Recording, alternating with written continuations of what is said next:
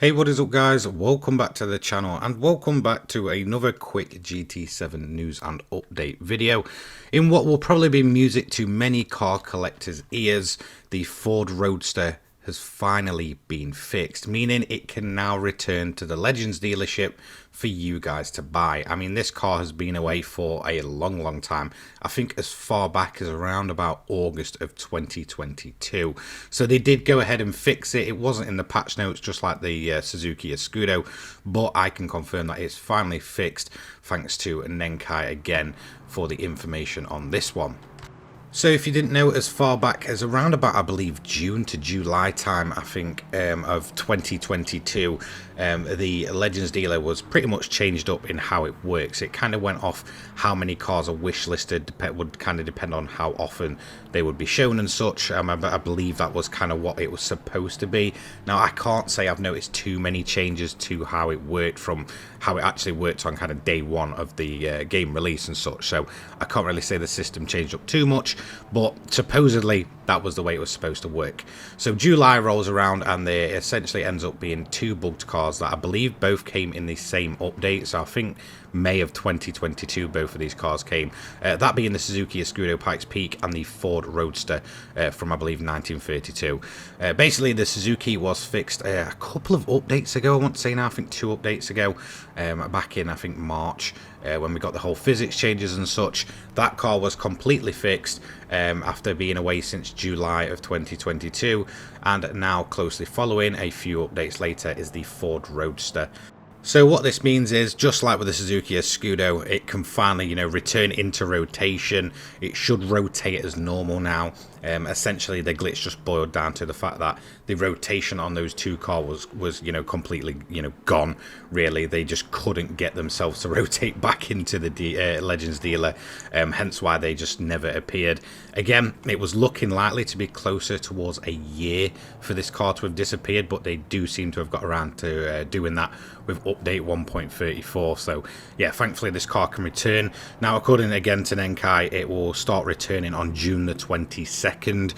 So next month, probably towards the next update, but not quite, is when this car will start returning. Again, it should just slot back into rotation, rotate as normal on the every kind of, I think it's like a month and a half to 2.5 months for cars to rotate. So it should appear quite regularly once again for you guys to pick up and grab. If you didn't know, this car does get the, I believe, the Voodoo engine from the 350R, so you can engine swap it, and now we do have the purchasable engine swaps. It's a great time for this car realistically to return, since it's a rather reasonably priced engine swap in kind of the whole terms of GT7 engine swaps, coming in at about 137,000 credits. So yes, you can swap this car if you do want the Voodoo engine in. Just be warned, it can be a bit of an uncontrollable beast if you do, but again, you can always pick up one for a standard and one for a kind of swapped model if that's kind of what you want to do. That's something that I quite often do with a lot of the cars.